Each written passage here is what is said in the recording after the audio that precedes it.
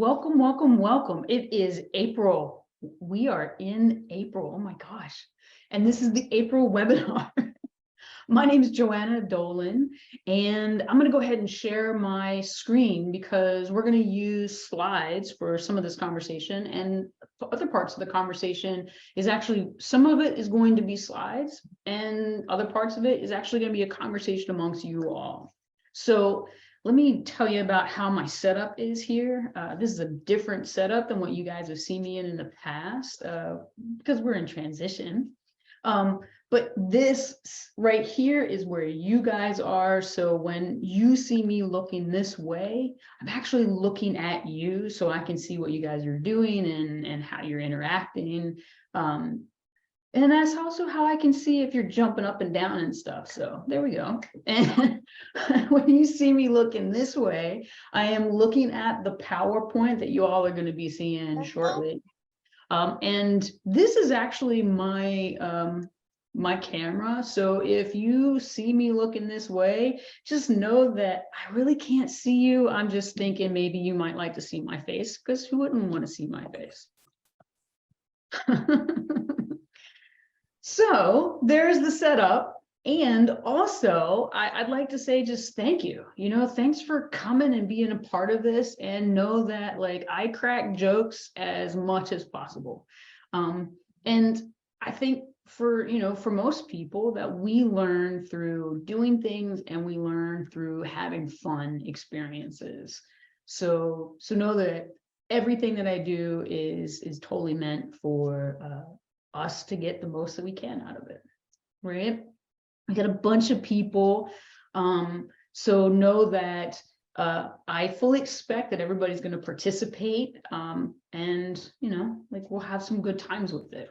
So having said all of that, let's talk about what we're actually going to talk about today. Let me share my screen with y'all.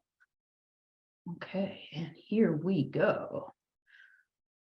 So today, we are talking about self-care for recovery coaches. When we nurture our own resilience, it actually helps us to better serve the people that we hang out with, that we serve ourselves. So the objective, like the reason that we're here, we're hoping that you guys are going to get out of this, is that we provide it's to provide recovery coaches with the tools and the strategies for self-care to prevent burnout, promote well-being, and increase our effectiveness in supporting others in recovery. So we're going to provide you with some education to help you understand the framework and the concepts around how to build better mental health on the front lines of addiction. We're going to inspire some new standards amongst ourselves, not only to be aware of the potential threat of burnout and compassion fatigue and secondary trauma, but also to be accountable to each other so that we can continue to work safely for the folks that we serve. And together, we're going to influence each other to create a community atmosphere for change that's sustainable, so that we can continue to be ambassadors of transformation, right? Because if we can't take care of ourselves, and if we can't sustain this, then we set ourselves up for failure, right? Some of us are going to grit it out, and we're going to hang in there until we burn down to the ground. But others of us are going to like grit it out, and we're going to hang in there until we're like, I can't do this anymore, and I'm out, right? And so we end up with people that really are great in the field that just don't stay, right? And others of us are going to and I can speak from my own personal experience, and you guys have experience too, I'm sure, is that, we're going to hit that wall, and we're going to say, oh my God, this can't possibly get any worse. And then we're going to do something to figure out how to make it better. Right. And that's the power of being coaches. So that's what I want you to think about as we go through this, is that as coaches, we are our own first client. Right. So if I can't coach myself, I can't coach you. And vice versa is true, right? Like if you can't coach yourself around something, you can't coach me, because you don't know the game that we're playing. Does that make sense? Okay. So let's talk about this building community, right? There's a cost to the work that we do. And while deep compassion and desire to help people may be the very reason that we come here, if we're not mindful, it can be the reason that we leave, right? So that piece that I'm talking about, serving our communities, is the cost of caring, right? So that cost of caring over time means that our compassion and our drive lowers because we're tired and we're injured by the work that we do. And I suspect that the webinar might bring up some emotions, and that's okay. We're also going to talk about some small steps that we can take to lessen or reverse empathy-related injuries. And that's really the point of today's webinar, is to develop better mental health while working on the front lines. So while I'm going to ask you guys to share like what you're doing to help yourself stay safe and help yourself stay sane, at no point am I going to ask you to like share the details or the nitty-gritties about your personal symptoms. Does that sound fair? Okay. Awesome. Well, let's dive right into it. Oh, wait, you guys are chatting up a storm. Oh, gotcha. Thank you. So as recovery coaches, we spend a lot of time and our energy helping others on their journey to recovery. And it's important to remember that we need to take care of ourselves as well, right? We cannot effectively help others if we're not taking care of our own physical, mental, and spiritual health, right? And when I say mental, I'm also including our emotional health in that. So self-care isn't selfish, right? Every single one of us that has been through Recovery Coach Academy knows that self-care is essential for our own well-being and for the success of our clients. And that means that resilience is important for us as recovery coaches. What do you guys know about resilience? What do you got?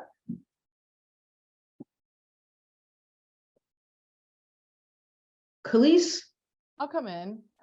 For me, what I think about resilience is whenever I challenge myself, I become more resilient. So sometimes those things that I feel like I'm not capable of or I can't do, whenever I actually push myself a little bit more and get out of that comfort zone, that helps me build resilience to know I can do big things. I can do hard things, or things that I'm not going to.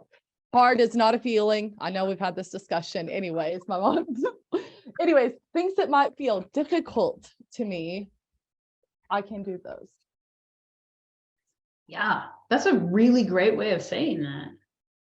Resilience is absolutely, it's a process, right? And it is the result of doing things that are hard and learning to adapt through it. In fact, the more we learn and adapt, and the more we learn to speak about things like our personal recovery capital in this conversation, the quicker we're going to become resilient people. Does that make sense? In fact, one of the things I'm thinking about is every single person in this room is resilient. Do you guys believe that about yourself? Good. Good. Because if you can go out there and take a beating with our substances of no choice, right, in order to get it day in and day out, and if we can come in here and like do whatever it takes to not be reliant on drugs and alcohol, right, like then we have the ability to lean into and use our reservoir of resiliency for things that really matter to us. So go ahead and switch the slide. So how do we, this is kind of a rhetorical question, but how do we increase resilience in ourselves? What do you think?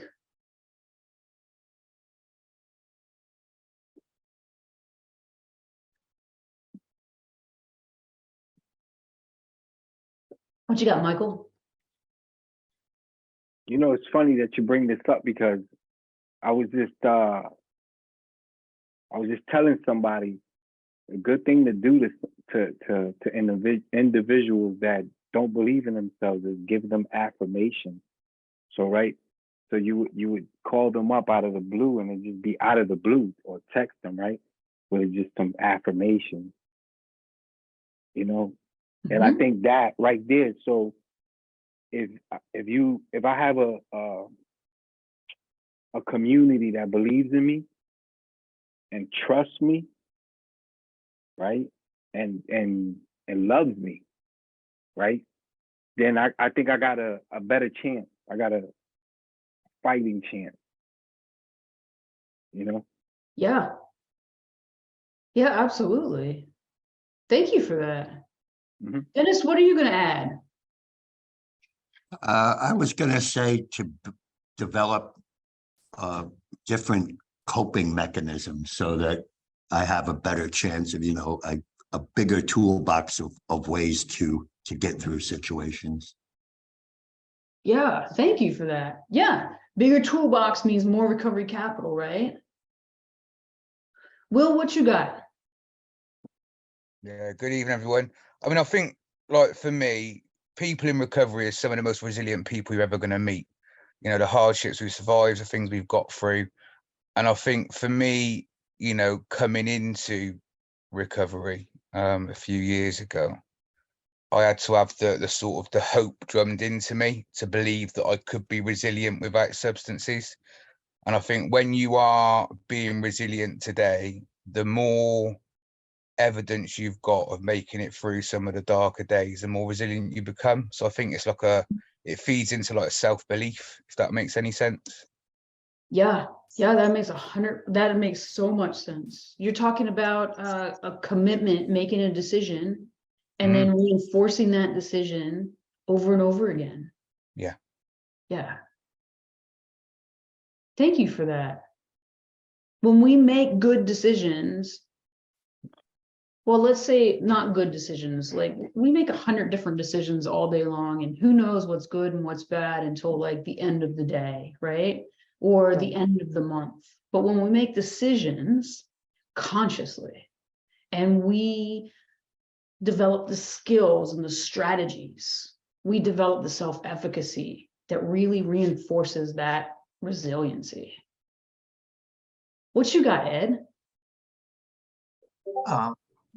I always thought that resilience was one's ability to get through tough times or challenges. And I'm discovering more and more that resiliency also involves our ability to recover, bounce back, and the ability to look at the situation so that next time we handle that situation in a better way, in a more successful way.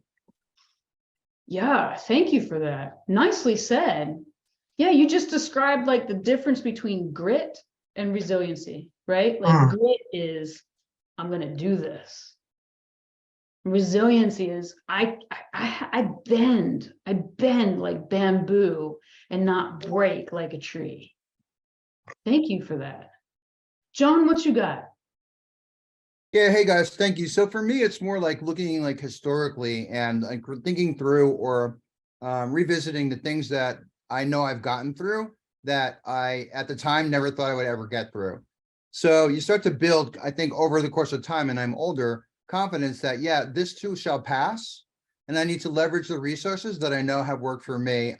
So you're having your wellness toolkit and really being flexible and being proactive about sort of, finding a way to make a positive change. Yes, I love that. You know those coins that some of us carry, right? Or I'm looking on my desk. I have all sorts of random things on my desk. I'm sure that you do too, right? Like I got this on my desk. And this for me is a reminder that every time I go to one of those LGBT events where they need people to show up and be seen, that I do this on the regular, right? And so having little mementos like that really support me. Having a chip which is not in my pants pocket, it's in my coat pocket right this minute, you know, but having a chip in my pocket helps me to see like, hey, for like the number of years on my chip, I have shown up. I've done this. And so have all of you. So that's beautiful. Thank you, John. What you got, Julie? Love this. Hey, Julie here. So nice to be here. One thing that I'm learning is the importance of openness and honesty with, so that I'm just being authentic. I'm thinking, for example, with my supervisor and then my supervisory team, like my team, rather than, you know, giving into the ego or, oh no, I'm fine, because I can't release it if I'm not being open and honest. I'm learning that really big lesson last week on that one. Oh, I love that. So you have recent relevant experience. Nice. Yeah, we gotta let people in. We gotta tell them the stuff that we're really super proud of and the stuff that we're like, man, I wish I had kept that to myself. John, do you have something else? Okay. Becky in Recovery Cafe, Clark County. Hi, Stephen here. I'm Becky right now, but the first thing you got on your slide is get connected. And every day I start out my day with a bunch of different texts from a bunch of different people in various stages of recovery, just to say, hey, and cheer me on, and I cheer them on. And we just do that with each other. It started out with one person. It's grown to about 6 people every day. And so the first thing I do before I ever even leave the house is get connected to other people that in various stages of recovery. And it starts my day off pretty good. I love that. Yeah, that's a terrific way to start the day. And then so I have a question for you, Stephen, do you keep it going throughout the day? Some of the people I see throughout the week, not every day. A lot of them I don't see for months at a time, but we text every day. So one of them is the person I follow in recovery, which means he has 1 year more than me. And every year, actually next month, I'll be getting his 20-year coin and he will collect his 21st. So yeah. One of our favorite affirmations, talking about affirmations. And one of our favorite affirmations is that sobriety is not how does it go? It goes, Just a second. addiction is not sobriety, it is connection. We just talk about connection. I can't remember the dang phrase. Sorry. Yeah, no, you're spot on. The And there's opposite a of lot. addiction is not sobriety, it is connection. Yeah, there you go. Yes. The opposite. Yes. Connection. Yes. Oh, I love that. Well, that's a really great thing to think about too, right? You guys I've seen some of you guys before, so I know that you have seen me and you've heard me say things like we get in these sneaky hate spirals, right? So we get in this place where we are emotionally tired or weary or worn out, right? And so we get stuck in one emotion and we hang out there for a period of time until our body and our brains just can't handle that emotion anymore. And then we'll switch it up and we'll go to the nearest neighbor of that emotion. So for some people, it's I get angry, right? And they get done being angry and they go straight to frustration, right? And then they get done being frustrated and they go straight to indignation, like, oh, I can't believe these people, right? And then they get done with being indignant and then they go straight down to scared, like what happens if I'm always stuck with these stupid people? None of you guys. But that's a sneaky hate spiral, right? And so when you're down in that indignation, it's really easy to become depressed, so that's the next thing that we go to. And then in order to get out of that depression, we go back to anger, right? And we just keep that thing going again and again and again and again, and it keeps us locked, right? And the only way out is one of two things. Either we do something that harms ourselves or harms others, we go down and we get out of the sneaky hate spiral, right? Addiction. Or we do something that helps ourselves and helps others and we go up, and that's connection. So yeah, that's perfect. And the better we get at getting out of the sneaky hate spiral by going up, the better, the more resilient we become, and the better we get at reaching our goals. Ruth, what you got? Well, first of all, Joanna, I've got to say how fabulous to see you and how great to be here with you this afternoon and with all our other friends on this webinar.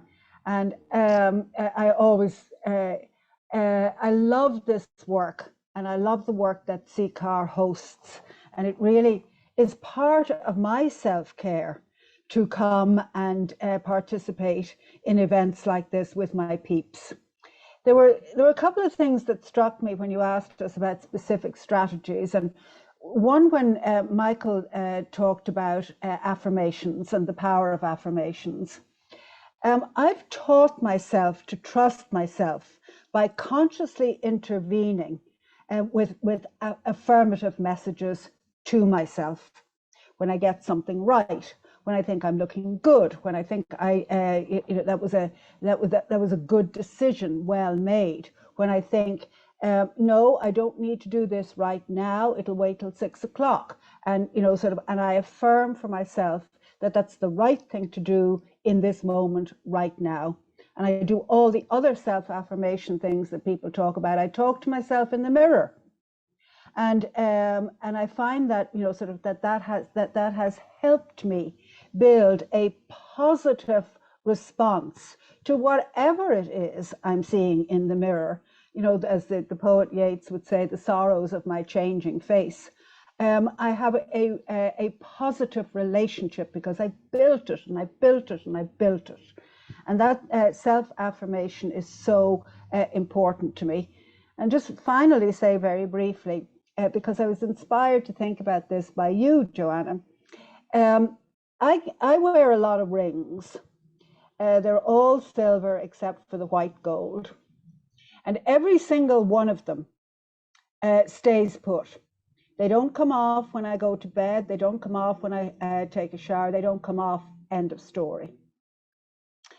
Not even when I'm having paraffin manicure. These rings all have deep personal meaning for me. They all represent somebody who was really significant in my life, irrespective of whether that relationship was happy or not. And I've been wearing most of them for many decades, so that they have been stuck on my fingers through thick and thin over the years, so that whatever you take from me, whatever you steal from me, whatever you run away with, whatever my addiction does to me, I still have my community here, the people who make up my life through thick and thin, and every conceivable kind of other loss. And that's been really sustaining to me over the years. Thank you for that. Both parts of that. That's the key, right? There's a reason that when we come into recovery, that we are recommended to get rid of our old beer shirts, right? Or our old 420 shirts, or whatever the equivalent is for us, right? There's a reason that people are like, hey, maybe you don't need that bong. Because our environments are full of things that, they inform the way that we think and the things that we do. And the things that we wear, like physical, like Ruth's rings or tattoos, right? They inform us. And sometimes we have to rewrite what those things mean. And that's part of the process of building some resiliency. So let's, I'm going to pop in the chat.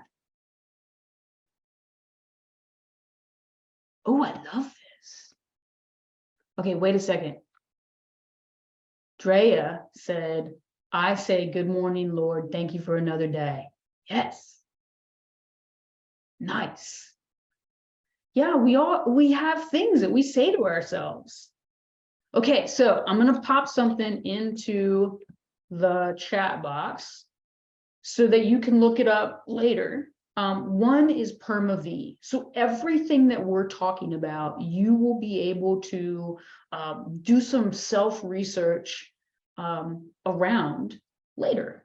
Perma V is positive psychology's acronym for how we take care of ourselves and how we can improve our mental well-being, which will in turn improve our physical well-being and our spiritual well-being. So in recovery circles, we call it CHIME. Connectedness, hope.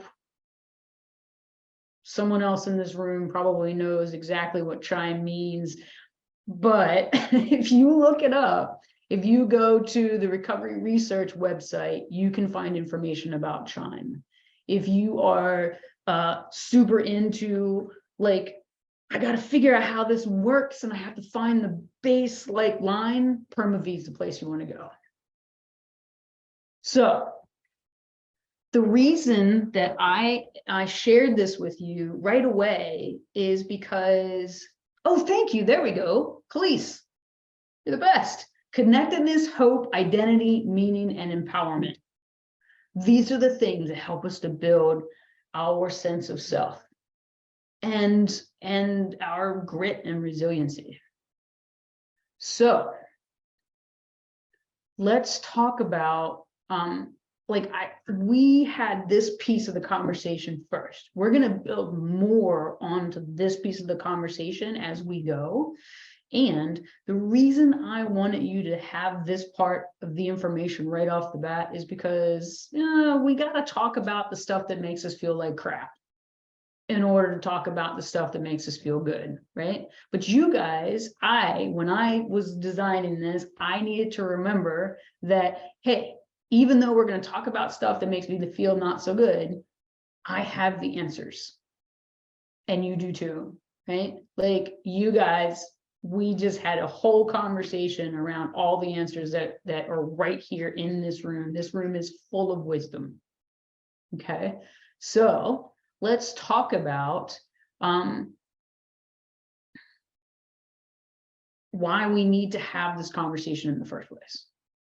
So the reason we need to have this conversation in the first place is because stress impacts us as we go about our work. It's just a natural part of the work that we do. In fact, stress can impact our moods, our behaviors, and how our bodies actually work, right? So whether or not we have heart problems, right? Whether or not we are, if you sit all day long, your legs and hip are going to hurt. It's just physiology, right? If you hunch over a lot, or you do this a lot, right? You guys know what I'm talking about? Our chest caves in on itself, right? And we breathe shallow, we start having panic attacks because we're not breathing, right? So small things can relieve stress for us. So things like putting our shoulders back and breathing all the way into our diaphragms, not just up in our chest. Those types of things can really help us, right? Like, you guys have seen, I've got a chair that's on wheels.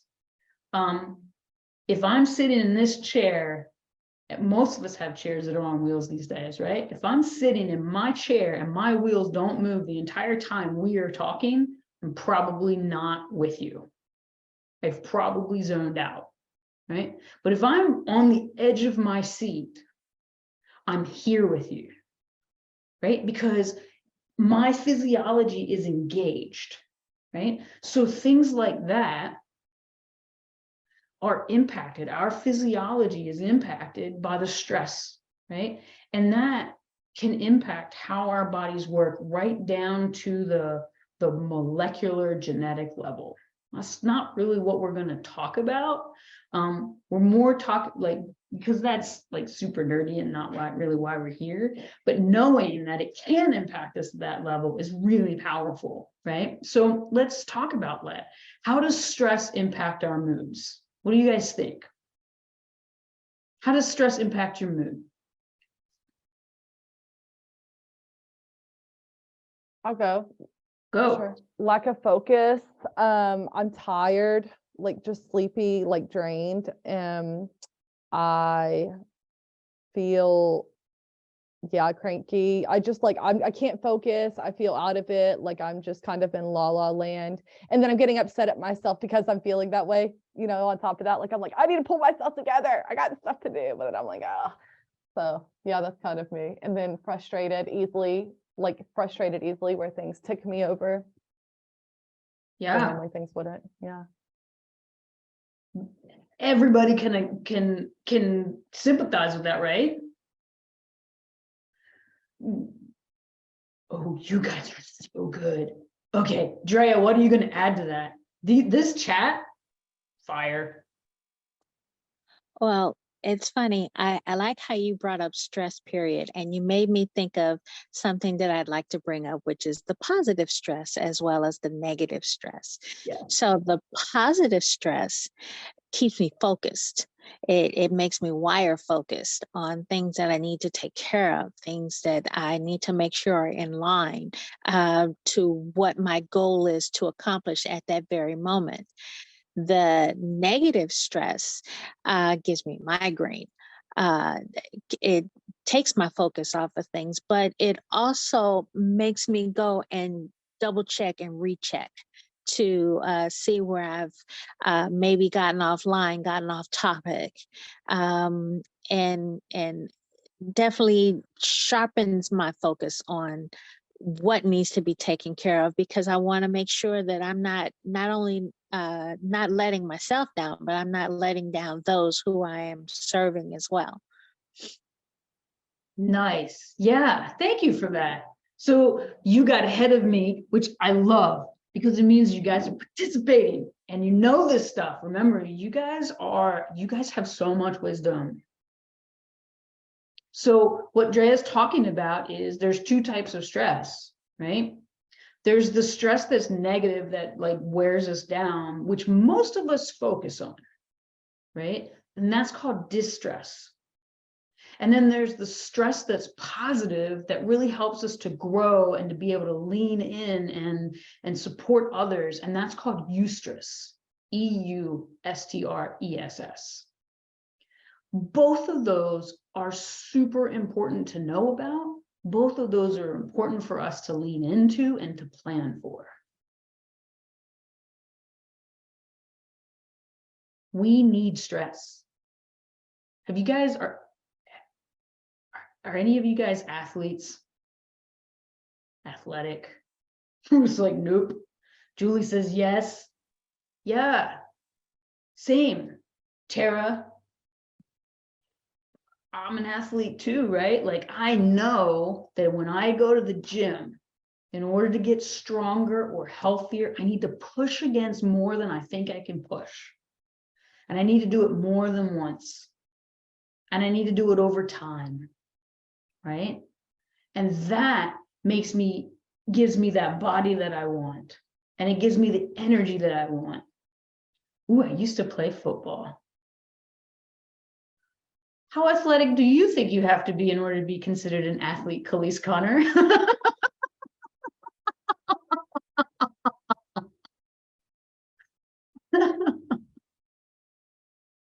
That's fantastic. Tara, what do you want to add anything to this? I think it changes over time, but I always say that if I actually just physically make it to the gym, it counts as a workout. So any variation, I played Division I athletics in college. So, time and age happen to all of us, but the mentality stays the same. So if I set a goal, then I physically want to meet it. And I know that I mentally and spiritually and emotionally benefit from those challenges. Yes. Thank you for that. Every win is a win. And it doesn't matter how big it is or how small it is. We deal in the business of habits. You know, like we think about it, like we deal in the business of habits. Addiction is a habit like on red alert that is like taking up way too much of our life. But a habit is the thing that we need to build in order to have the life that we want that's free from addictions. So the smallest thing, just getting to the gym, is a massive win. Oh, I love this. One-on-one supervision and group supervision with our clinical supervisor helps a lot with day-to-day coaching. Yeah, that's true. And it helps a lot with our day-to-day stress release. So now we got to talk about like, we got to talk about what it feels like. Well, I'm getting ahead of myself. So stressors, right? We're talking about our stressors as if they're just work, right? Because we're in a work environment. We're learning about our jobs, right? Recovery coaching. It's our practice. It's our careers. It's, you know, it's what we do. It's what we bring to the table to help other people. And so when we show up at work, our work is full of unavoidable and unplanned things that leave us with a lack of choice in certain circumstances, and they can bring up reactions from us. And those reactions can be influenced by our previous experiences or the stories that we make up about change, right? So if we're thinking about workplace, you know, a lot of us, especially in our field, we deal with things like the death of a staff member or a client on an almost daily basis. That's hard. And so we need to be able to talk about that, right? We need to what Julie was saying, we can't like put that stuff away, lock it up and throw away the key and never discuss it or share it with someone else. We deal with reduction in workforce quite often, you know, like, is so-and-so going to show up today? Are they going to show up for the good stuff, but not for the tough stuff, right? I see some heads nodding. We're in this really interesting place right now, right? Like some people are getting laid off because grant funding hasn't come through. Other places are being merged. If you work in addiction treatment or a healthcare facility, there's a good chance that you might be merging with another healthcare facility. Minimal supervision, like most of us experience supervision at a minimal level because they don't know what to do with us. And when they do know what to do with us, they think that we know exactly what we need and we don't need any supervision at all. But you guys have been talking about it in the chat and here too, right? There we go. Okay, so Susan says she's experienced all of these but mergers. That's fantastic. Not to experience a merger. And to have the understanding. So you're saying what I'm hearing is, I read something like that, what I hear in my head is great. That means you guys know how to handle stuff like this, especially amongst each other. So if I call one of you up and say, this is what's going on, oh, no worries. I'm glad you're here. If I call one of you guys up and say, this is what's going on, I betcha you can help, right? You've been there, you've done that, you got the t-shirt and you can share with me the lessons. COVID, that's a huge one for us. You know, how many people couldn't get someone into treatment, couldn't figure out how to use their phone or their Zoom during COVID. And they're like, oh, I still don't know how to do all those things. And COVID still interferes with our work on a regular basis because we were on the front lines of an epidemic in the middle of a pandemic, right? There's a lot of people that are still, that are not receiving vaccines or medicines that are still impacted by COVID, even if we ourselves are not, right? So I said a minute ago, like, stressors at work is a big one because we're talking about it, but stress at work is only a small part of our lives, right? Like, our lives are full of stressors, and many of the stressors that are in our personal lives as well as our work lives are things that we once prayed for, we once planned for them, we once worked for them. You know, like someone said to me once, many of our blessings show up disguised as work, right? And to Drea's point earlier, there's two types of stress. So if all I'm focused on the stress that I'm feeling, like if I'm feeling stress, or if I'm feeling worry or anxiety or bubble guts or whatever, just love that term, bubble guts. If I'm feeling any of those things, I'm immediately looking for the negative stressor. I sometimes forget that those same feelings, anxiety and enthusiasm or excitement, are next door neighbors. They are so close that we forget that, wait, maybe I'm not feeling anxiety, maybe I'm feeling excitement and I'm learning something new, and I'm like, oh wait, I'm building my muscle by learning muscle, right? So when we start to think about it from that perspective, like, my personal stressors and my business stressors are things that I want. They're the natural consequence of the things I have been working for, and maybe the things that you've been working for, and most definitely the things that the people that we're working with are working for, right? I mean, think about it. When you entered recovery, whether it was sobriety or whether it was medication assisted or whether it was harm reduction or whether it was natural, you're just like, I'm done. Like, whatever it was, whatever your pathway, you had to learn some new stuff, right? You had to learn new ways of being. And what do I do if I'm not smoking this joint? I liked weed, by the way. I guess you guys can tell today. What do I do to keep myself up at night if I'm not, like, sticking cocaine up my nose? I learned coffee's a wonderful thing. Maybe you guys have too, right? We got to learn these new things, and not having them creates stress, right? But I would not give up my recovery for anything, would you? Yeah, that's what I thought. So let's go ahead and review the 3 big empathy related injuries. But let me ask you guys, because something tells me you guys already know. What are the 3 big empathy related injuries? What do you think? If you had to guess. I'm sorry, Joanna, could you repeat that question? Sure. What are the 3 big empathy related injuries?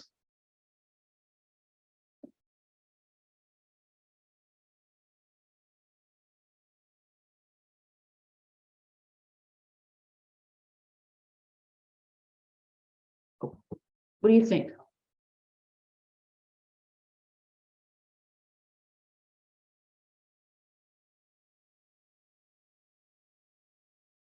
PTSD. That's definitely an empathy related injury. Probably depression as well. Yep, that is an empathy related injury for some folks. Yep. Disappointment. Yeah, that can totally be an empathy related injury. What about like lack of hope, lack of motivation, and loss of connection with others? Yeah, absolutely. That can be an empathy related injury. Anxiety, death. Yeah, for some of us it is. which is not what we want, right? You guys are like really nailing a lot of the symptoms. There we go. Compassion fatigue and burnout are the two biggest. Loss of the job and leaving the field is the way that we resolve it for some of us. Yeah, and you're right. Relapse. These things are symptoms and injuries. Some of them are minor-ish. Empathy-related injuries are never minor. But if we had to like stack them up, like we might be like, oh, that's just minor, but they're not minor, right? Like if I'm not doing the thing that I'm called to do because I'm hurt, that's problematic. What you got, Will? No, I was just listening to you talk then, the compassion fatigue and all that. I'm kind of there at my job, and like, so I mean, I work in a treatment center, and it's not about the clients. Like, I love the clients, I can engage with them all day long.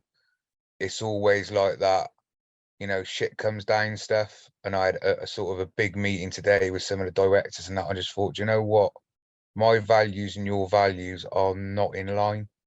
And like, I've worked in services for a little while now, and yeah, I'm there. Compassion fatigue, lack of hope, lack of motivation, and my stresses at work then come home with me.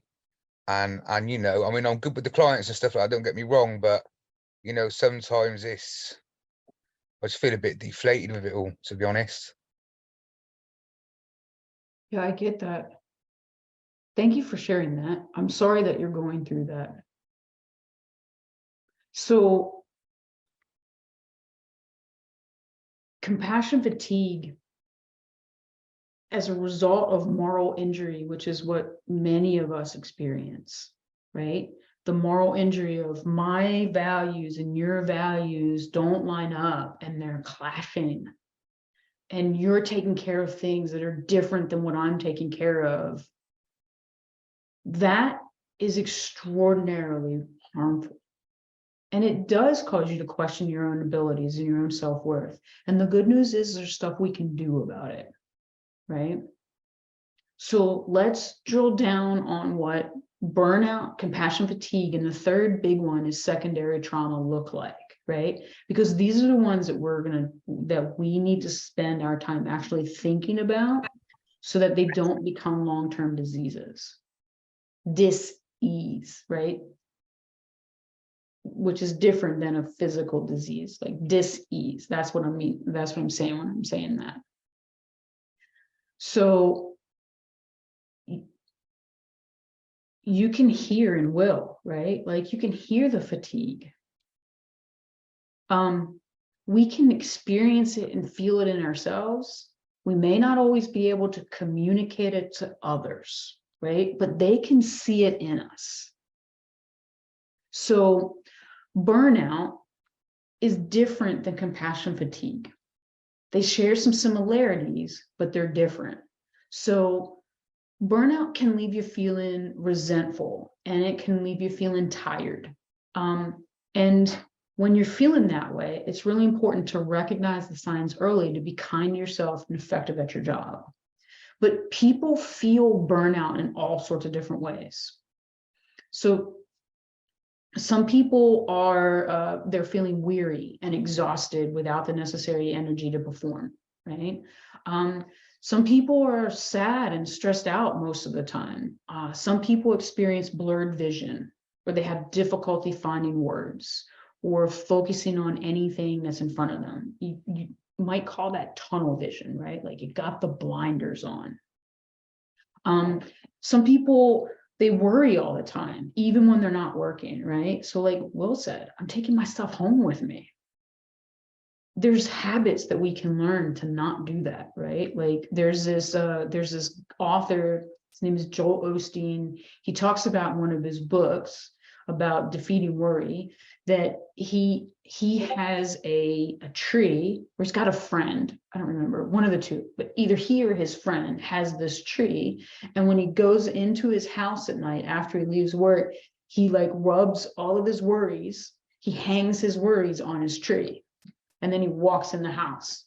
He's like compartmentalizing stuff, right? Because it helps him to let it go so he can be fully present in his home life with his kids and his wife, in order to be able to take in that joy and to be there with them. And so he goes back to work like filled back up, right? So there's tiny things that we can do like that. So the other part of burnout is that we might feel helpless and hopeless, like there's not enough that we can do. And the truth is, in our field, there is not enough we can do. So there will never be a point where your work is done.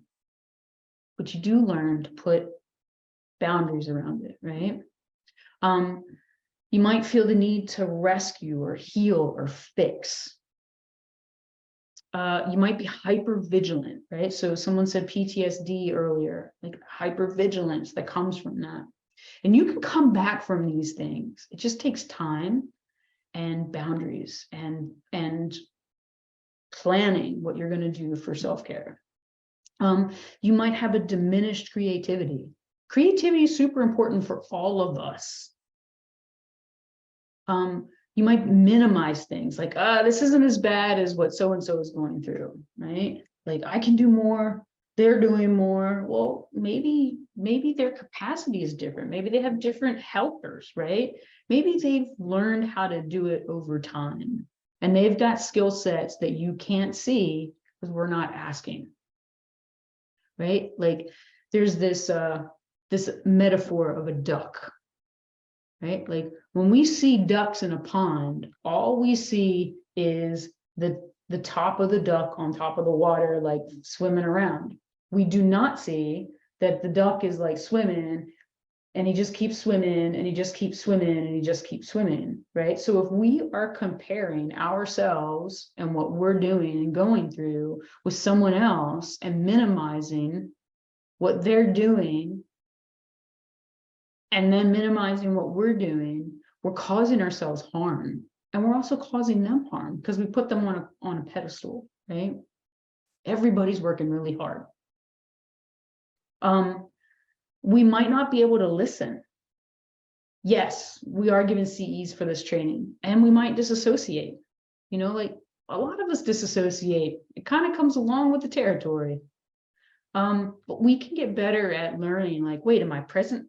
Am I fully present? Am I not? Part of the task is, you're welcome. Part of the task is to be present, you know, to be here now. Now, compassion fatigue kind of looks similar, right? But it's a form of burnout that it manifests as deep physical, emotional, and spiritual exhaustion. And helpers with burnout tend to become less empathetic and withdrawn the more exhausted they become. So the difference is that people with compassion fatigue continue to show up for the individuals they're working with, but find it difficult to maintain a healthy balance of empathy and impartiality, right?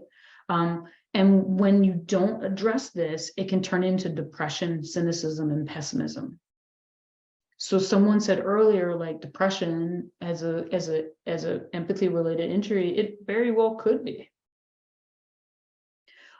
So we need to know like what compassion fatigue looks like because it's different than burnout, right? Burnout means I'm done. I'm not coming back, right? I need a break, right? But compassion fatigue, and I don't care. Like burnout also means I don't care. Whatever happens next, I don't care, right? Compassion fatigue is different. And it looks like eating lunch while completing paperwork. It looks like making calls after hours. It looks like answering your personal cell phone at 3 o'clock in the morning because one of your clients called you. And you're not on call, right? And there's not someone else that can answer this phone, right? It means returning emails on the weekends or in the evenings. Then the last thing is secondary trauma. right? So compassion fatigue and secondary trauma are used interchangeably, but they're different. Secondary trauma is more like secondhand smoke. In other words, you pick up the stress of others who are suffering, who have been traumatized. And this type of emotional stress occurs when we hear firsthand about, the firsthand trauma experienced by others, right? So if we're constantly listening to other people tell us like the stuff that happened to them when they were using, and we don't have an outlet for it, that is when we develop secondary trauma. It's not that we are actually being traumatized by the event, it's that we are taking in and holding too much of other people's stuff. Does that make sense? Okay. When we've got secondary trauma, it can look like PTSD, which is why we need to talk to our supervisors, and why we need, like, one of the things for self-care is like working with our own counselors or working with our own coaches, right? So people with secondary trauma could withdraw, they could isolate, they might be hyper alert. They, it kind of mimics burnout and compassion fatigue, but knowing the root of where this is coming from can really support you. Yeah, try not to get to that burnout point. So here's the interesting thing, right? And then I'll say this, and then we'll move on to like, let's create some cool stuff. Okay, so secondary trauma can infect, right? So it actually can infect others because it's us being infected by the experiences of others, affected by the experiences of others, right? So when it infects, what it does is it infects an entire organization or a system after first appearing in only one staff member. And that is referred to as an organizational contagion. So in other words, we as individuals can have secondary trauma, but so can our organizations. And if we don't address it, not only do we become ineffective, but our organizations become ineffective. Does that make sense? Is that helpful? Okay, good. All right, so that was a lot. All right, cool thing is we can do something about it. So that's what we're going to spend the next part doing something about it. We have until 3, is that right, Michael? Okay, perfect. All right, so let's talk about what we can do for ourselves. The first step is in practicing self-care is to identify your own personal needs. So to do that, we conduct a self-assessment, and that helps us to identify areas where you need to focus on self-care, where I need to focus on self-care. And so let's talk through this, okay? And as we talk through this, I hope you have a pen and a paper. I know that some of you guys do. This is a wheel of life that we use here at Dolan when we coach folks, including ourselves. I use this myself. But you don't need this worksheet in order to be able to do it. You can do this on your own. The tool is called a wheel of life. And the exercise is super simple. It's highly effective, and it can help you quickly identify areas of your life where you need to focus on self-care. So the way that you do this is you draw yourself a circle, okay? And then you divide that circle up into like 8 or 10 different sections. So you draw yourself a circle, you cut it in half one way, you cut it in half another way, and then you just draw a line between the big sections, and that gives you the 8. All right. And then you go through those 8 sections like a piece of pie, and you label it with the different areas of your life that are important to you. So for most of the people that we work with, the SAMHSA 8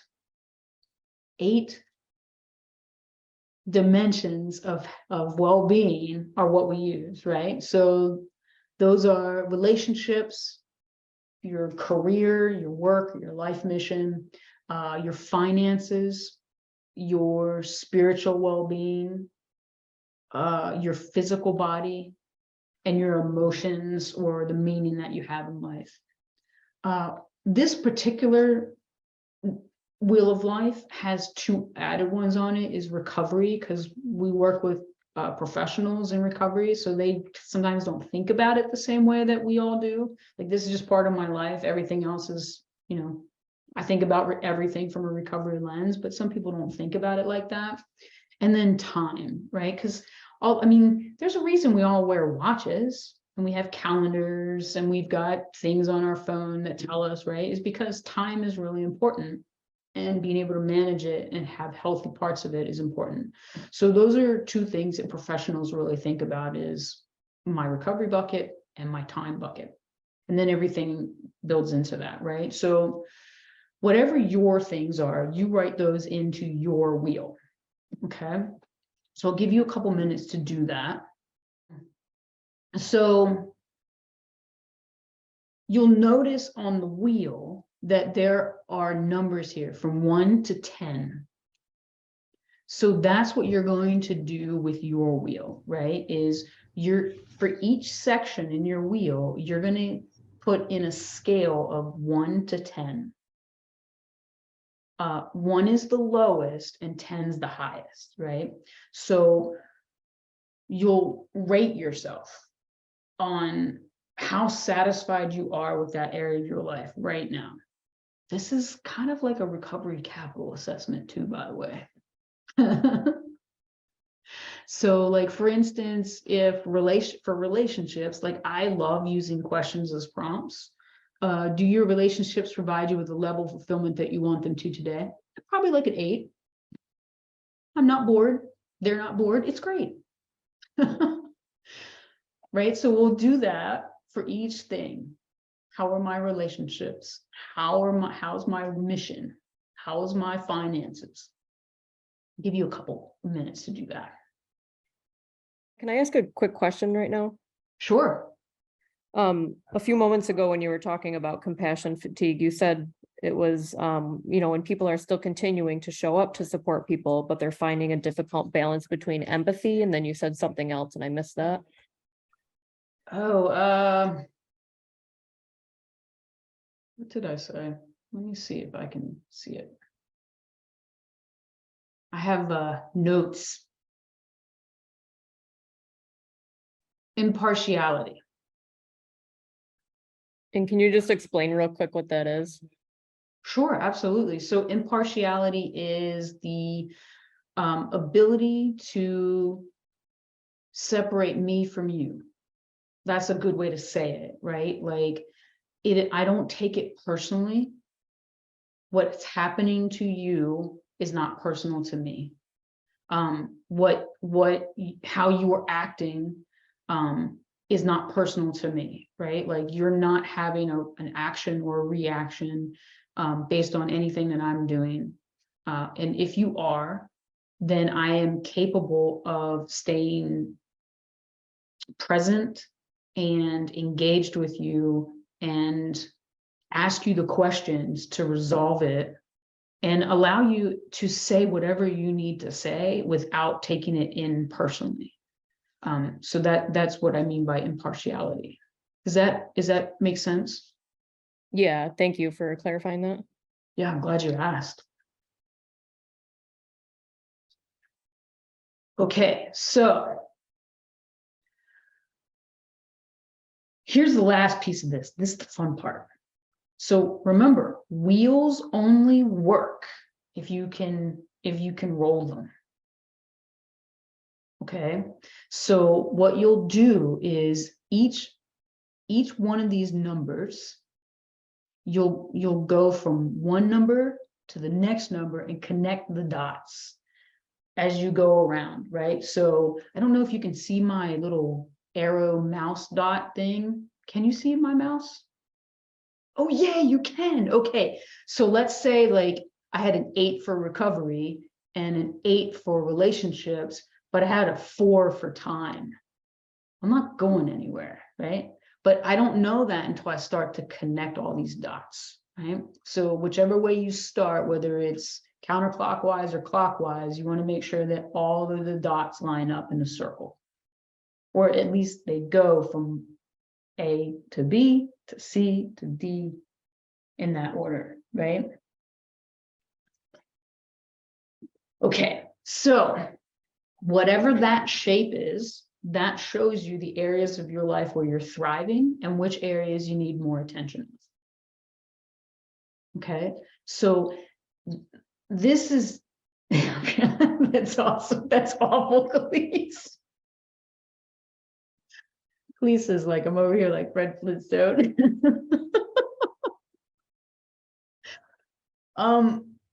Yeah, well, some of us are, right? And here's the thing is that we're going to be at different places in our life according to what we've got going on in our life. Bumpy ride. Yeah, that's great. Now we know, right? We can do something about it instead of just listening to the grumbles of like, oh, I feel some kind of way. Well, what way do you really feel? Like maybe it's because your wheel is, you're driving down the road with a flat tire. Right? We can do something to change that. And that's part of coaching. If you can coach yourself, you can coach others.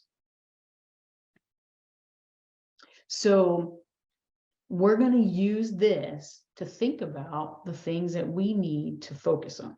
Okay? How can we draw these things out a little bit? So there are things, oh, I'm glad you do. There are things in our life, there are events in our life. Remember, we talked about the stresses, right? Some things are going to rock our whole world and leave us completely unmoored.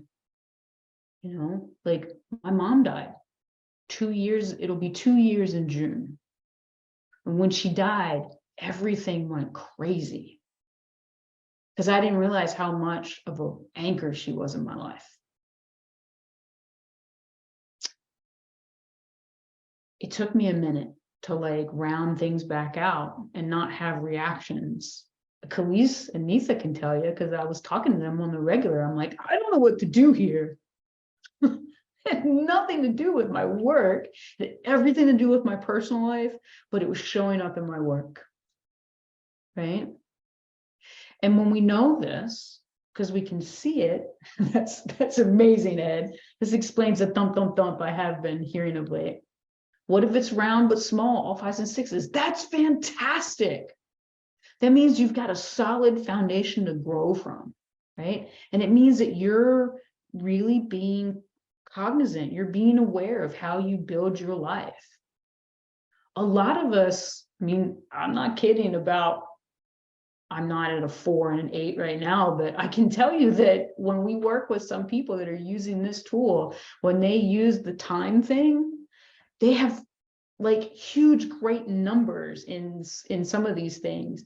And other areas of their life, they're like, boom, I got no time for myself. Right? They're like, I have no idea what any of this means. My emotions and meaning are all janky. Right?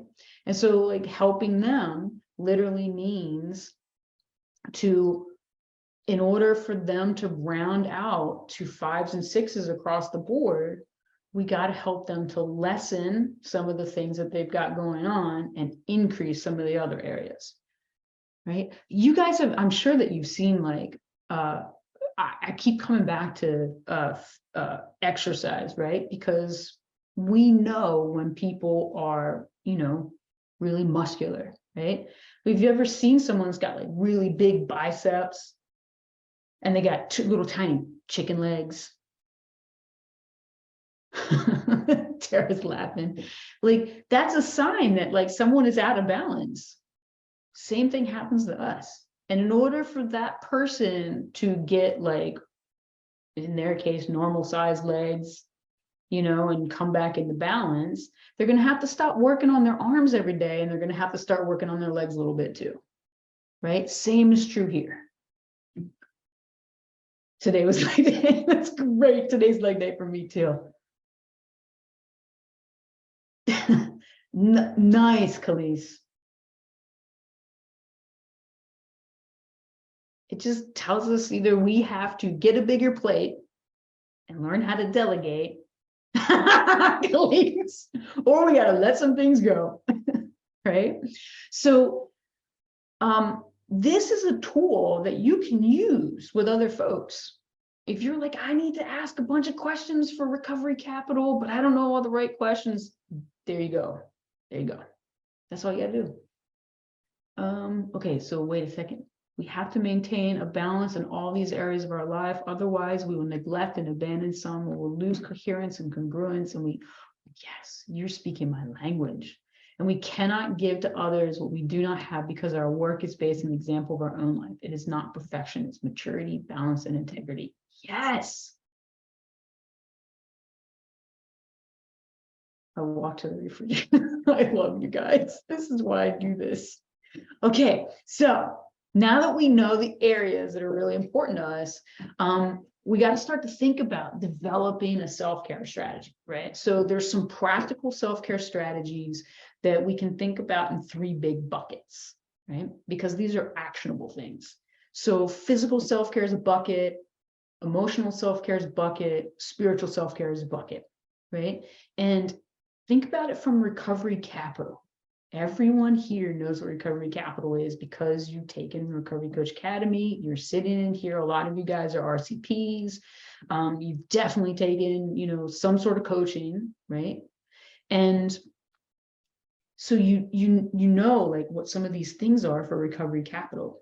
So the interesting thing is, think back to that circle, right? I'm going to pop this little guy back in. Okay, so think back to this circle. Everything that you do impacts something else. So this is called holistic, right? So it's holistic coaching. So in your circle, the thing that you do that's physical will also impact the thing that you do that's emotional, right? Walking to the corner, walking to the refrigerator. It's going to impact you, right?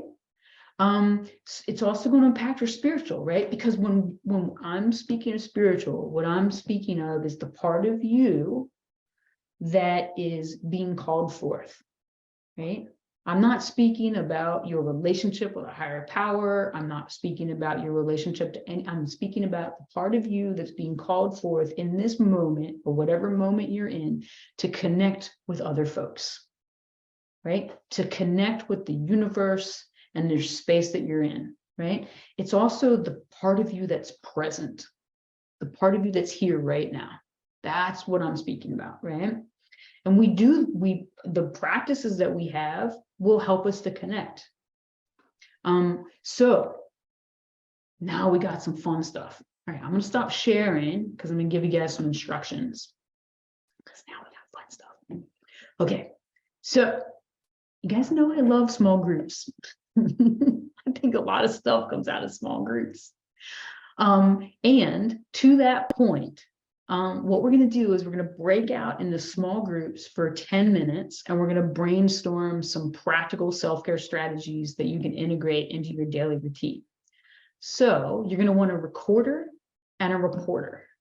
And the recorder is going to take down notes about the things that you guys do that are self-care strategies. The physical, emotional / mental, and spiritual, I just gave you those buckets so you can think about them, right? When you're in, let me create my breakout rooms. When you are in the breakout rooms, what you're going to do, that's a good group. There we go. Okay.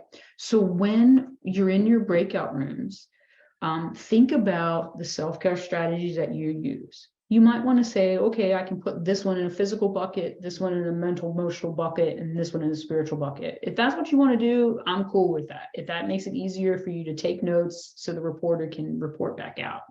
But when we're in this, okay, that is a 30-minute bucket. We're not giving you 30-minute bucket. When I send you to your rooms, the questions you're going to answer are, what are some things that you can do to support you in improving self-care? Or what are some things that you do that you could do more of and that maybe someone else could get some self-care ideas out of. Is that clear? Okay, so I'm going to give you 10 minutes. You're going to need a reporter because the reporter is going to come back and tell us all what you guys came up with.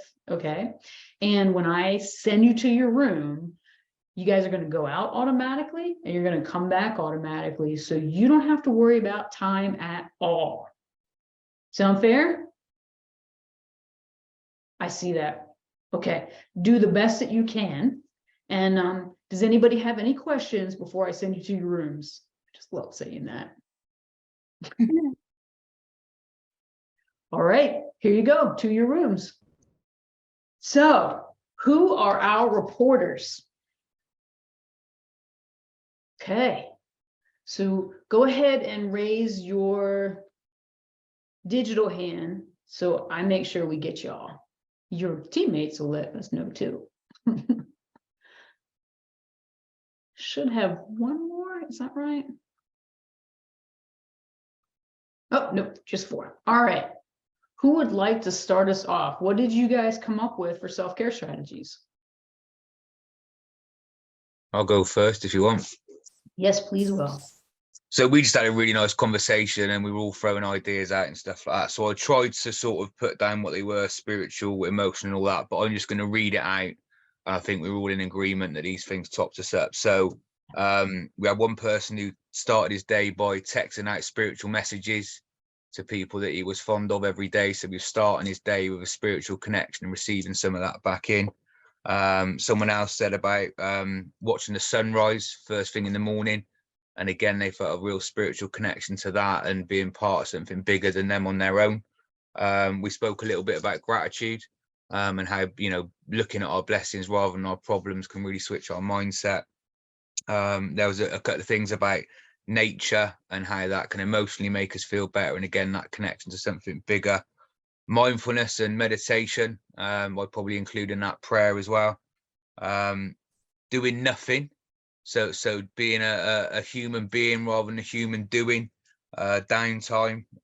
So he said she stared at a wall, but it works for her. And you know, she likes to quieten her mind doing that. And that's really effective.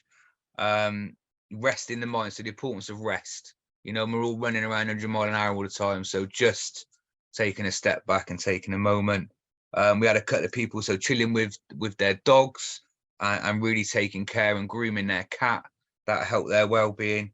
For me, I've got a few friends that I connect really strongly with, and that supports my well-being, the ability to be really gut level honest with people and feel supported by them and challenged by them if need be. Someone else was talking about cinema and film. And when she was talking about it, she spoke about how safe she felt and you know, her imagination in childhood, and you could really hear her passion for cinema and films. We spoke very briefly at the end about fellowship and again, the importance of connection within that. And then the benefits of exercise as well. Nice. I love that list. Thank you. Sorry. Who's next? Oh, okay. John? Oh, Julie. Go ahead, Julie. All righty. Well, so there's going to be some overlap here with, thank you for that last list. Physical was consistent with the gym membership, a healthy diet, and then quality sleep as well as rest. Emotional was boundaries with personal life. One of the participants was talking about working on that area. Support groups, and not only showing up, but also pushing themselves to participate, that they always feel better after that. Asking for help, honesty, music, and also companionship of animals. For spiritual, there was praying, faith, meditation, music, and then also adventure. Nice. Thank you. What you got, John? Okay, I wasn't quite as organized as Julie. So, but so we started with like career choices, like us working in the community can be like a spiritual, even an emotional experience. making sure we're taking time for ourselves and having clear boundaries and balance, which is probably occupational, but it could be emotional as well. Prayer groups, morning prayer groups before we go to work sounds like pretty awesome. Spirituality, fitness and nutrition. We had someone in our group that runs a fitness recovery program. Music, again, of course, can change our moods, so that can be emotional or spiritual. Writing, spiritual and emotional. Art, having a creative outlet, which a couple of us kind of have to have in our recovery in our lives, can be spiritual and emotional. Playing board games, just having fun, like pursuing a hobby. Again, that can land in a couple of different buckets.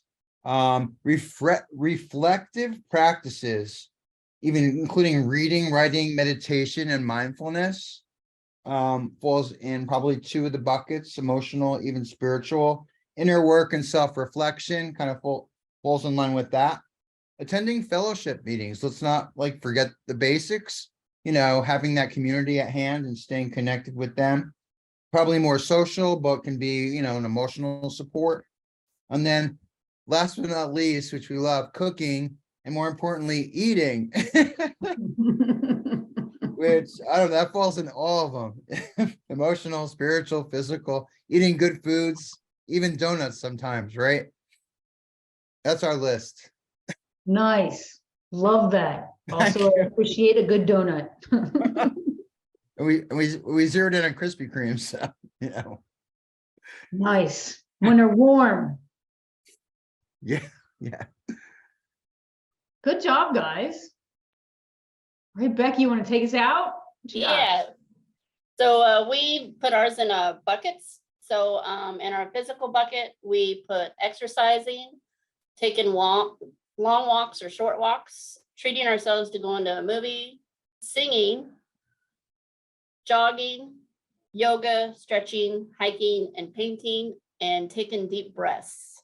And again, some of these also go into different buckets too. So, but our emotional bucket was laughing or crying, or laughing until you cry, taking a self-inventory, connecting on the phone with others, reaching out to others, painting, journaling, going to meetings, doing quiet time, music, watching a comedy show on TV.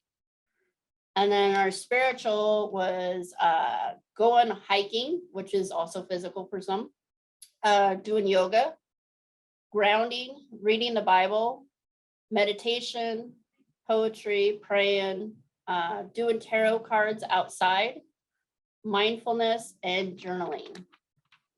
Nice. Those are amazing lists, guys.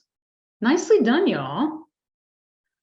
I'm flipping back and forth between the pages of your pictures. Nicely done. I heard that some of you, I've seen some notes in here. Some of you have laundry lists. So a laundry list of things that you can do for self-care, and you guys just created some incredible lists of self-care, right? So it literally means that if there is a way to help us to take care of ourselves, we have it, right? And that's a big part of this. So there's 3, so we'll get back on track and just, yes, singing more. Yes. Oh, I love this. Okay, good. Okay, so there's 3 ways that we can change things for ourselves, right? There are 3 pillars of transformation. The first one is to change our state, right? So things like music and going outside in nature, those can change our state pretty instantly. Like what we were talking about earlier, right? Like I'm sitting on the edge of my seat, I got my chest up, I take a deep breath. That is an instant state change because it says I'm present here with you right now, right? If I were to do this, that's another instant state change, right? That is an instant state change because I'm relaxed, I'm taking it in. It's a very different posture than here we're playing, right? So state change is one of the pillars of of transformation, which is what these self-care activities do. They change our states.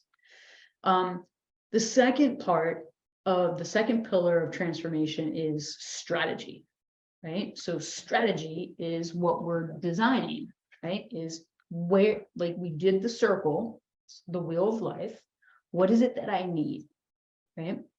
We just listed off a bunch of strategies for good self-care. So we can pick like the top 3 strategies that we are willing to deploy the other pillar on, right? So the third pillar of transformation is skills. So the quickest way to change is our state, our emotional state, right? And we do that through physical means, right? That the second pillar is strategy, right? What's our plan? What are we going to do? And the third pillar is skills, right? So we got to learn how to do this. We got to learn how to deploy this on a regular basis. There's a reason that my shoulders are straight, right? It's because I practice this. And then I tell other people about it. So I'm constantly, I'm using the skill and I'm sharing with others. So I'm constantly reminding myself like, oh yeah, sit up. You can't breathe, sit up. You're bored, don't be doing this, sit up, right? Those are skills that come from, those are skills that come from a strategy that changes my state permanently. Does that make sense? The things that we are planning here for our self-care are things that will help us to prevent burnout, compassion fatigue, and secondary trauma. So if we know we're inclined to one more than the other, like some of us are really empathic, right? Empathic means I take in what others are bringing to the table and I own it, right? It's not like conscious. I can tell you I'm empathic. You guys that have met me in person, you know I am. You know, I'll take some stuff on and I have to remind myself, wait a second, that's not yours. Shake that off, right? So that is a strategy to let go of other people's stuff. I shake it off. I do something different. I remind myself that's not mine. Over time, it's developed into a skill, right?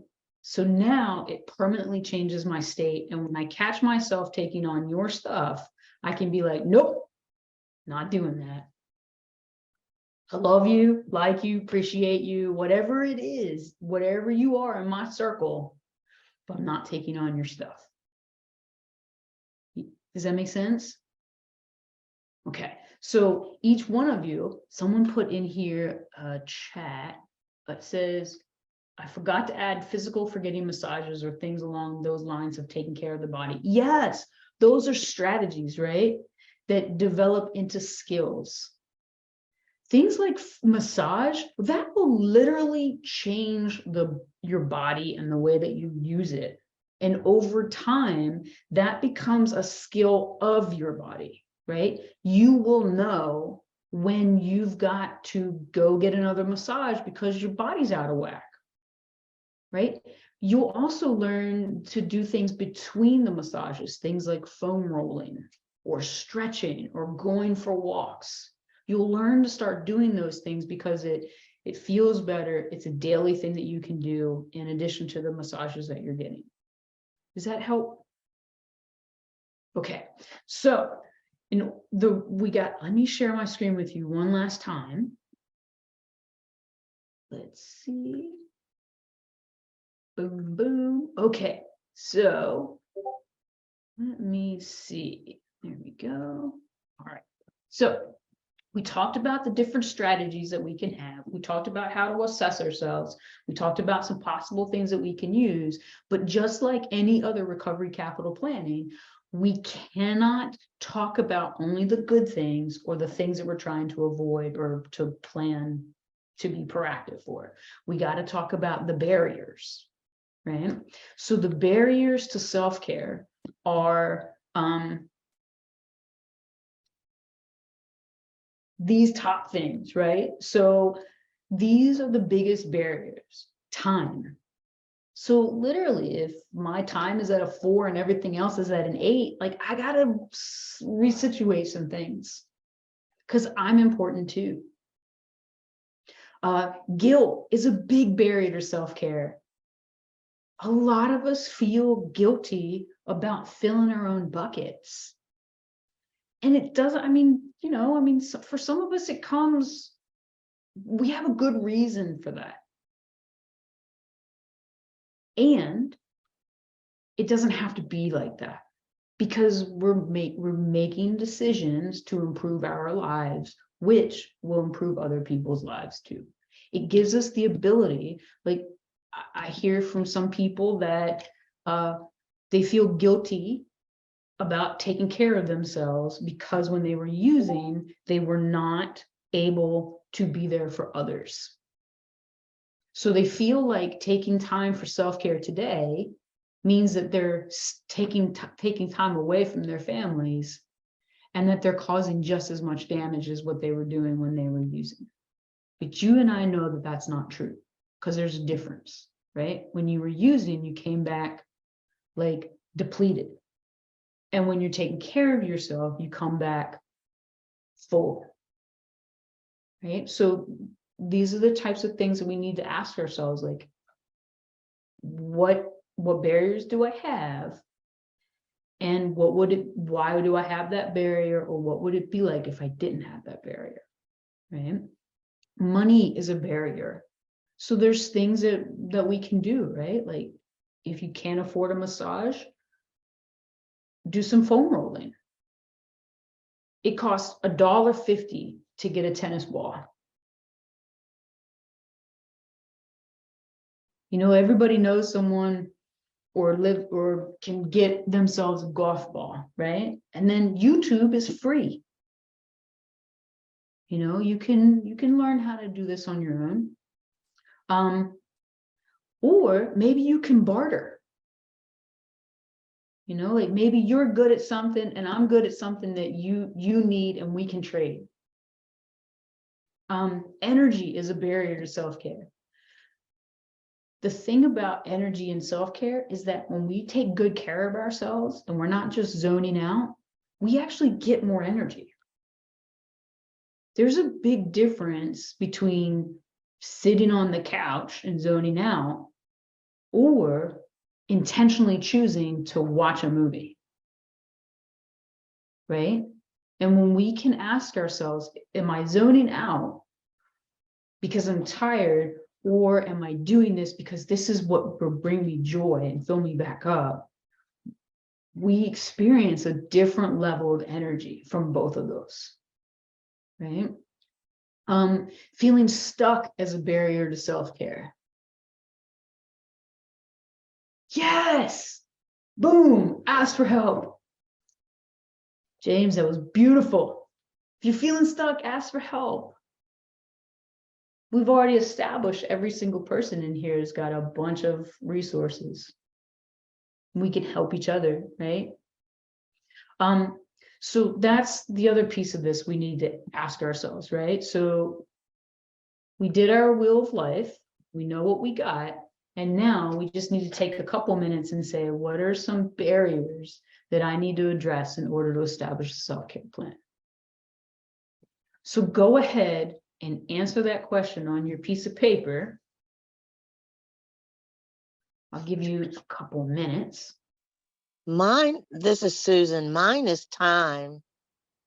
Yeah. That's what I have to work on. What are some things that you could do to make time or to open up time? Organize better. I love Organize. Yeah. I got that. Is that something you can do on your own, or is that something that you can get someone to help you with?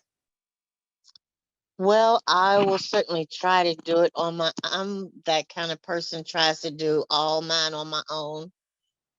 And that's a problem right there. But I do need to, I have people around me that could help.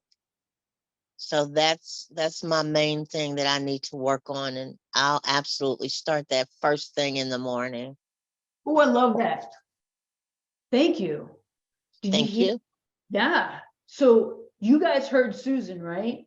You know when you have made a decision, when you have made a commitment, right? She just said she's going to work on this time thing first thing in the morning. That's a commitment. What you got, Will? Well, that was quick then. Yeah, I mean, like for me, it's the time and then the money bit, and then that leads me to feeling stuck. If that makes any sense. Like generally in life, don't get me wrong, I'm grateful, but like I work really hard, got a young family, wife, and all that kind of stuff. So I lack time, and then because I don't earn a lot where I work, do you know what I mean? I feel really trapped where I am. And it's like, you know, too scared. I mean, what I need to do is be courageous and get a career move, basically, and somehow work out a way of navigating that. So there are things I can do, but it's not like I'd be foolish to wake up tomorrow and quit my job. So what I need to do, I need to have a little bit of a longer term plan. So there are things I can do self-care wise in the meantime, but really my self-care is not going to be sort of done until I'm not in a industry that's ran by money grabbing whatevers. Do you know what I mean? So yeah, so I've got to play it careful, but I do need to implement some stuff to take care of me and all this as well.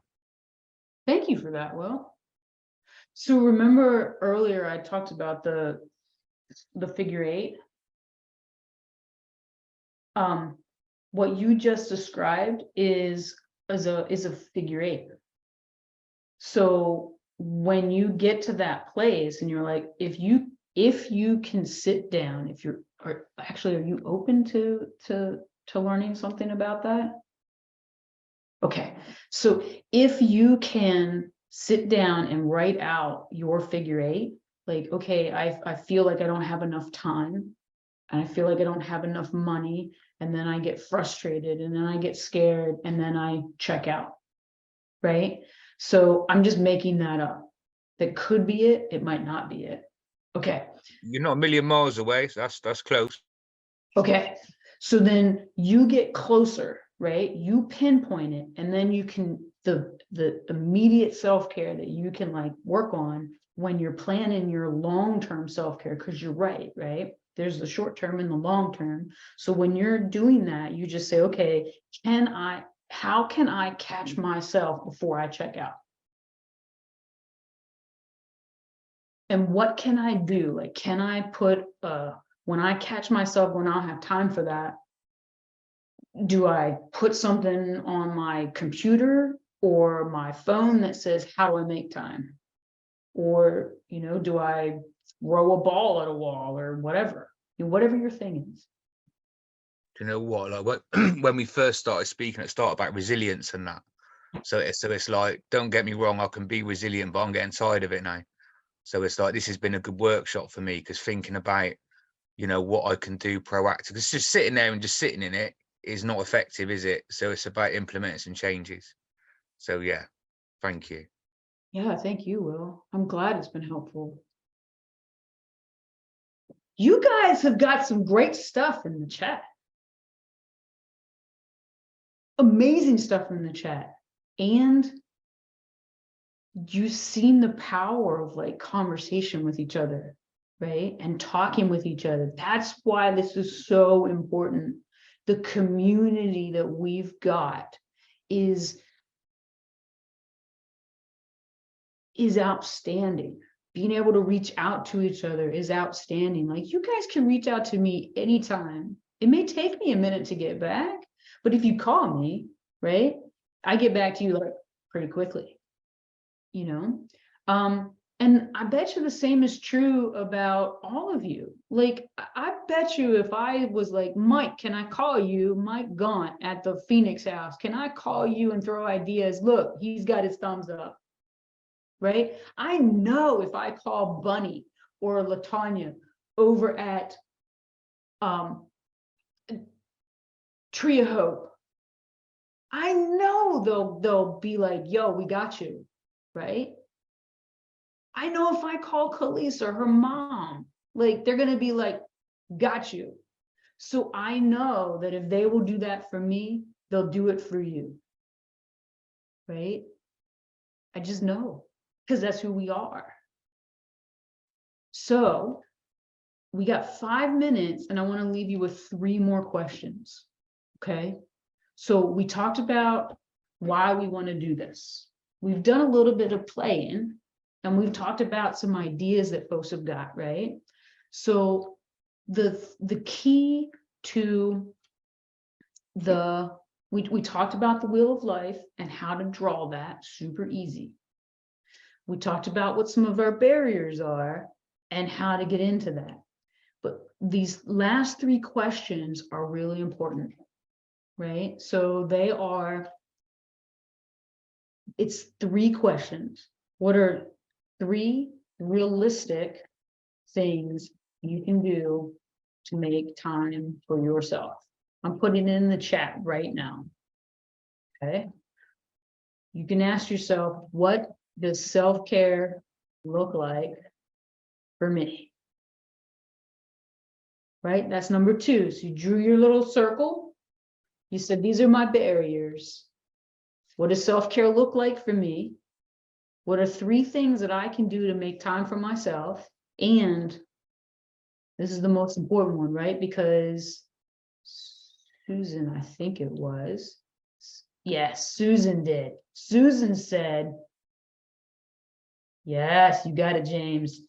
What is one self-care activity that you will try first? Ooh. Well, forgive the spelling. Right? So, wheel of life. What's my barrier to taking care of myself? What does self-care look like for me? What are 3 realistic things I can do to make time for myself? And what is one self-care activity I will try first? If we can answer I just raised my own hand. Yeah, look, you guys are fast with this. Look, Drea, put it on my schedule, make it important that I follow through, be like Nike and just do what feels good. Nice. And remember, just like Nike, right? Nike is an athlete's. They are for athletes. Just do it is for athletes. So sometimes it's going to suck and it's going to be hard to get started. But if you can just do that one hard thing, it's going to get easier, just like our recovery. Oh, I love this. My phone's splash screen in neon, now or never. Yes. Ooh, yes, and a hot bubble bath. Oh, I like it. And I'll leave you with this. Taking good care of you means the people in your life will receive the best of you instead of what's left of you. Thank you guys for hanging out with me. Thank you for participating. Yes. Some people are like boundaries, exercise. You guys are rocking it. Thank you so, so much. And I'll see you at the next one.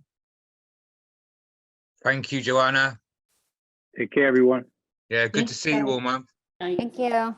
Thank you. Thank you. Joanna, thank you. so you. much. God bless, guys. That was good.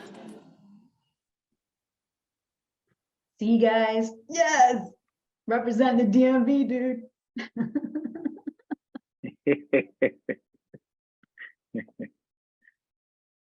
Yes, sir. Yes, sir. Yes. Thank you, Joanna. Great. Thank you. welcome. Great job. Great job. Thank you. Hey, Michael, how you doing? And Good, Ed, buddy. How you doing? there's Ed. You all know 2 Eds are better than 1. You know? That's right. Ed, how are you, Ed? Oh, good, man. Good to see you again. I'm good, Ed. Yes. Thank you. Thank you. Thank you. That's good. Joanna, I wanted one takeaway for me today. You taught me I need to be looking at the the gauges on my car.